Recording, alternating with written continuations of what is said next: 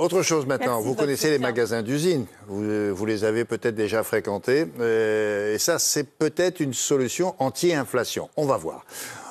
Aujourd'hui, en compagnie de notre expert consommation, Monsieur Rodolphe Bonas, qui connaît bien une ambre, va vous expliquer les raisons de ce succès-là, les magasins d'usine.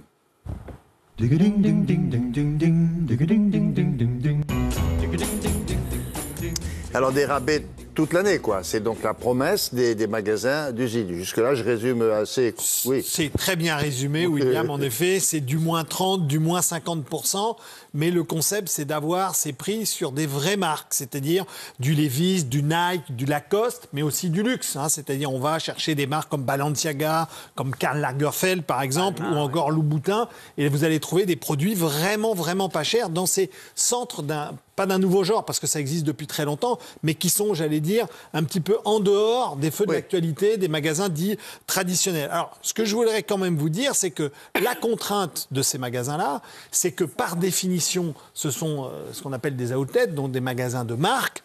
Mais en revanche, vous ne trouverez pas les dernières collections. Oui. Hein, c'est des magasins qui viennent écouler une partie des collections qu'ils ont du mal à écouler sur les années précédentes. Ou bien, parfois, vous pouvez trouver aussi certains produits qui ont des petits défauts de fabrication. C'est-à-dire, dans la chaîne de fabrication, il y a eu quelque chose...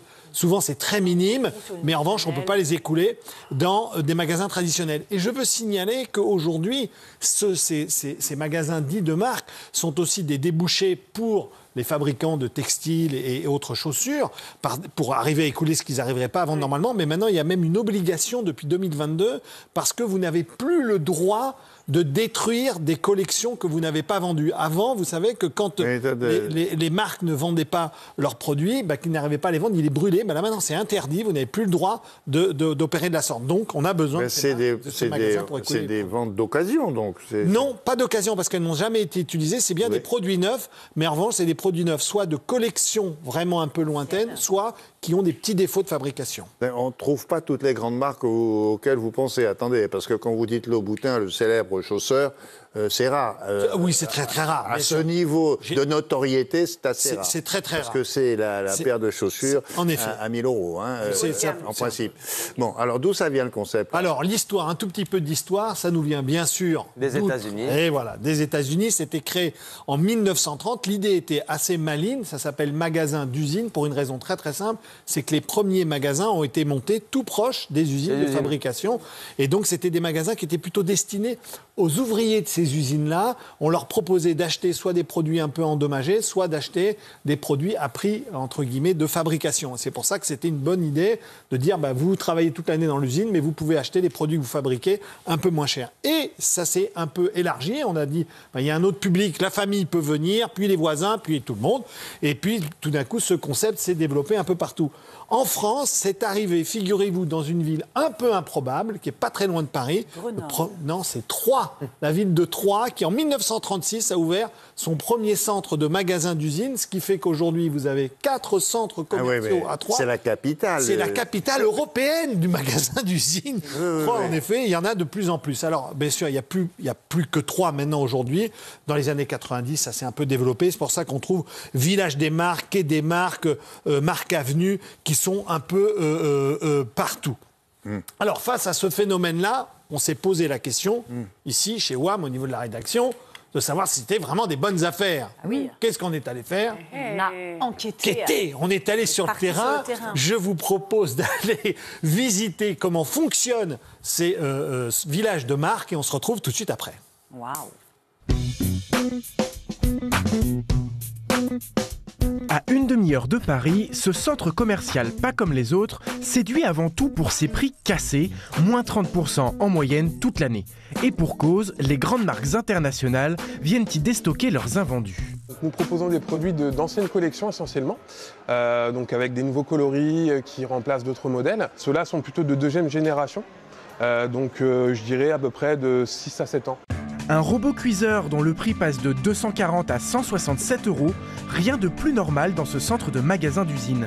Depuis quelques années, les boutiques d'électroménager, d'épicerie et de linge de maison font leur entrée dans ces centres de marque, mais c'est encore l'habillement qui attire les consommateurs, à plus forte raison en période de solde. J'ai acheté des chaussures. Si vous souhaitez, je peux vous les montrer. J'ai économisé 50%. J'ai acheté 2 articles à 50%. Une petite robe noire avec un petit soupule noir. Si c'est nettement moins cher, limite moins 50%. Ce que j'ai acheté, c'était à 50 et quelques. Là, j'ai économisé 30 €. Ils s'appellent Quai des Marques, Usine Center ou encore MacArthur Glen. Ils sont une trentaine répartis dans toute la France. Mais comment fournir toujours plus de boutiques qui commercialisent des invendus ? Réponse avec la directrice de ce centre aux 2 millions de visiteurs annuels. Il y a surtout de plus en plus de marques qui n'ont pas peur d'acheter, de produire plus, en se disant que le reste de stock alimentera ces magasins d'usine.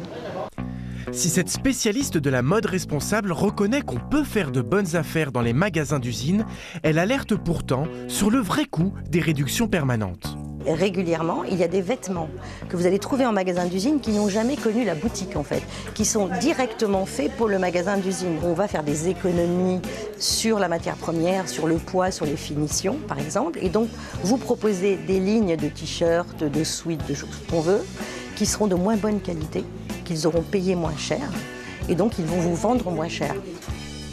Avec plusieurs ouvertures prévues d'ici 2025, les centres de magasins d'usine ont le vent en poupe, dopés par l'inflation. Bon, alors maintenant, la question, est-ce que ça marche vraiment ces magasins d'usine ou pas ? Ça marche vraiment ces magasins d'usine. Je vous donne 2 chiffres. Le premier, vous savez que le secteur du textile est en grande difficulté, ça depuis une bonne dizaine d'années, puisqu'on voit les enseignes malheureusement... Et même les grandes. Et même les grandes fermées les unes derrière les autres, les Gap France, les Go Sport, les Koukaï, les Camailleux. Bref, il faut savoir que sur 10 ans, l'univers du textile a diminué de 15%. Eh bien, figurez-vous que du côté des magasins d'usine, l'année dernière, c'est une croissance de 15%. C'est-à-dire que véritablement, c'est un dispositif qui est en vogue. Et pour vous donner un exemple, il faut savoir que, par exemple, The Village, ça s'appelle comme ça, qui est un magasin d'usine. C'est moi ça. Attention, à côté de Lyon, eh bien, en fin 2022, faisait 135 millions d'euros de chiffre d'affaires et il est passé à 215 millions d'euros de chiffre d'affaires. Donc, c'est un vrai rendez-vous pour les clients qui viennent trouver des bonnes affaires pour arriver à s'offrir des marques et en même temps préserver leur portefeuille. Mais alors, ils sont tous dans des centres commerciaux, ces magasins d'usine ou... Alors, la plupart du temps, ils sont assez excentrés parce que ce sont des programmes immobiliers, parce que derrière ces centres de magasins d'usine, on fait venir plein de petits magasins, parfois entre 50 et 100 magasins qui viennent s'installer. Mais il y a parfois certains magasins d'usine qui sont entre guillemets, des magasins de plus petite taille, installés dans des centres commerciaux traditionnels. Et puis maintenant, ils sont malins quand même les marques s'y mettent, c'est-à-dire que vous pouvez trouver des appellations, des outlets, des destocks, des factories ou encore des pots accrochés à, par exemple, une marque comme Adidas, Nike ou bien Courir, qui fabriquent leurs propres magasins d'usine. C'est-à-dire qu'eux-mêmes, les marques commencent à fabriquer, exactement ce qui est dit dans le reportage, ils finissent par surfer sur cette activité pour arriver à fabriquer des magasins. Mais c'est vrai aussi, quand on regarde Darty a fabriqué certains magasins qui sont des magasins Darty, des pots Darty Outstock, ou bien encore Conforama, Grosfilex ou Fermob, qui sont des grandes marques, qui eux aussi ont trouvé un dispositif en montant des petites coques dédiées à ces prix usines. Près de l'hôtel dont vous avez parlé tout à l'heure, de Georges Clooney, Johnny Hallyday, etc. Oui, la ferme Saint-Siméon. Eh bien, vous faites 5-6 kilomètres, vous avez un village comme ça. Un village près d'Honfleur. Gigantesque. Plan de oui. Oui, c'est tout. Si vous avez besoin de bons plans, vous m'appelez. Allô, oui. Très bien. Madame, monsieur, merci de nous avoir reçus.